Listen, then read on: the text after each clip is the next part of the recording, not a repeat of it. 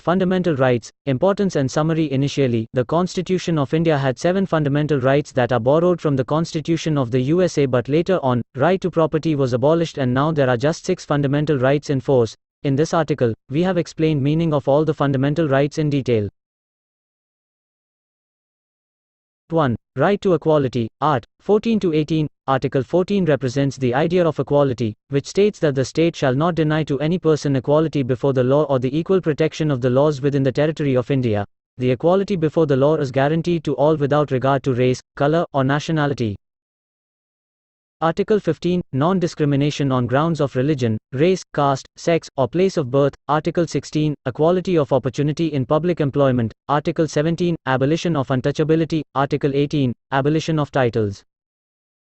2. Article 19. Right to freedom. The right to freedom guarantees to the citizens of India 6 fundamental freedoms. 1. Freedom of speech and expression. 2. Freedom of assembly. 3. Freedom to form associations. 4. Freedom of movement. 5. Freedom to reside and to settle. And 6. Freedom of profession, occupation, trade, or business. Article 20. Protection in respect of conviction for offences. Article 21. Protection of life and personal liberty. Article 22. Safeguards against arbitrary arrest and detention.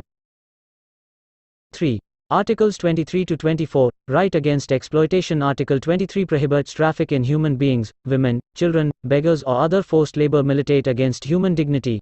Article 24 prohibits employing children below the age of 14 years in any hazardous profession. This right followed the human rights concepts and United Nations norms. 4. Articles 25 to 28. Right to freedom of religion. Articles 25 and 26 embody the principles of religious tolerance and serve to emphasize the secular nature of Indian democracy, i.e. equal respect to all religions. Article 25 offers freedom of conscience and free profession, practice and propagation of religion, whereas Article 26 helps to manage religious affairs, which is subject to public order, morality and health, every religious denomination or any section. Article 27 provides freedom not to pay taxes for religious expenses on the promotion or maintenance of any particular religion. Article 28 prohibits religious instructions in educational institutions wholly maintained by the state. 5.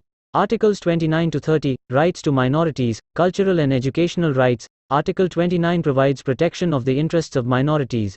A minority community can effectively conserve its language, script, or culture by and through an educational institution.